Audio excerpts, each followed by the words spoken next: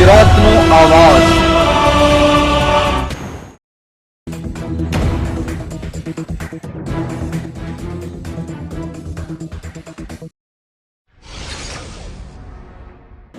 ભરૂચ જિલ્લાના આમોદ નગરપાલિકાના ભંગાણની હરાજીનો વિવાદનો મામલો।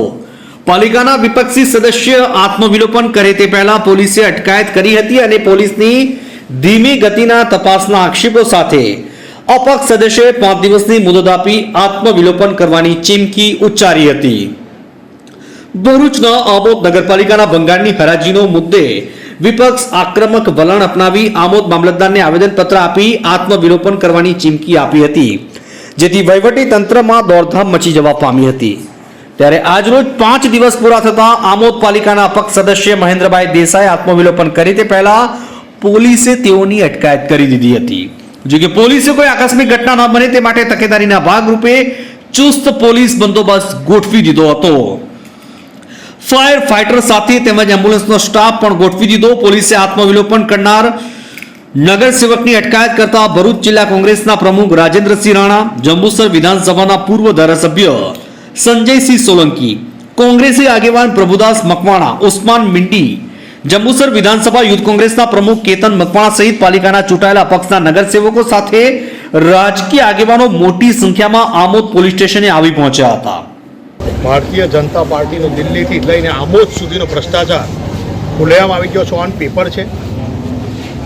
નગરપાલિકા આમોદમાં જે હરાજી થઈ અને જે માલ ઉઠાવવા માટે કોન્ટ્રાક્ટર દ્વારા પેમેન્ટ જમા કરવામાં આવે છે અને જે પેમેન્ટ બાકી રાખવામાં આવે છે, ઓન પેપર એકાઉન્ટ પે પૈસા ભરવામાં આવે અને ત્યારબાદ બીજા પૈસા 1.5 લાખ 1,50,000 રૂપિયા જેવી રકમ ભરવામાં નથી આવતી।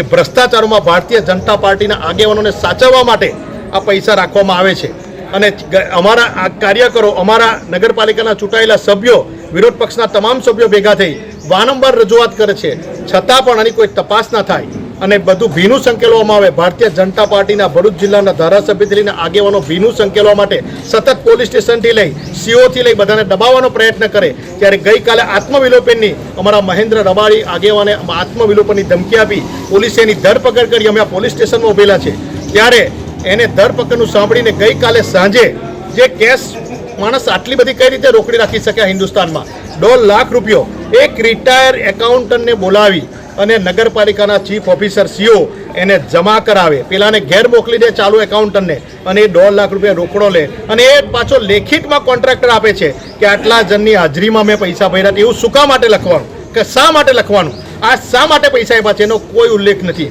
અને રોકડા 1,50,000 કઈ રીતે હાથમાં સિલક રાખી, 1,50,000 નગરપાલિકાએ રોકડા કઈ રીતે સ્વીકાર્યા, આ ભ્રષ્ટાચારની તપાસ થવી જોઈએ અને આ ભારતીય જનતા પાર્ટી તમામ જગ્યાએ તમામ પોલીસ સ્ટેશનમાં દબાવીને ભીનું સંકેલવાનો પ્રયત્ન કરે છે। અમે કોર્ટમાં જઈશું અને કોર્ટમાં બી કાર્યવાહી નહીં આપે તો આ આમોદ નગરને બંધ કરાવી દઈશું, પણ આ ખોટો ભ્રષ્ટાચાર કોઈ સંજોગોમાં કોંગ્રેસ પક્ષ સાફી નહીં લે। અને જંબુસર ડિવિઝનના નાયબ પોલીસ અધિક્ષક પીએલ ચૌધરી સાથે બેઠક કરી, જેમાં આમોદ પાલિકામાં ચાલતા કથિત ભ્રષ્ટાચારની પોલ ખોલી દીધી તેમજ આમોદ પોલીસની ધીમી ગતિની કામગીરી સામે અનેક સવાલો ઉઠાવી કાર્યવાહી કરવાની માંગ કરી હતી। ભરૂચ જિલ્લા કોંગ્રેસ પ્રમુખ રાજેન્દ્રસિંહ રાણાએ જણાવ્યું કે ભારતીય જનતા પાર્ટીનો કથિત ભ્રષ્ટાચાર દિલ્હીથી લઈને આમોદ સુધી ખુલ્લો આવી ગયો છે। હરાજીના 1.5 લાખ ભારતીય જનતા પાર્ટીના આગેવાનો સાચવવા માટે આ પૈસા રાખવામાં આવે છે અને અમારા કાર્યકરે આત્મવિલોપનની ચીમકી આપતા 1.5 લાખ રૂપિયા રોકડા એક નિવૃત્ત એકાઉન્ટન્ટને બોલાવી જમા કરાવવામાં આવે છે। પાલિકાએ રોકડા રૂપિયા કેવી રીતે સ્વીકાર્યા, આ ભ્રષ્ટાચારની તપાસ થવી જોઈએ। જો આ બાબતની યોગ્ય તપાસ નહીં કરવામાં આવે તો અમે કોર્ટમાં જઈશું। ભરૂચથી લુકમાન દિવાનનો રિપોર્ટ।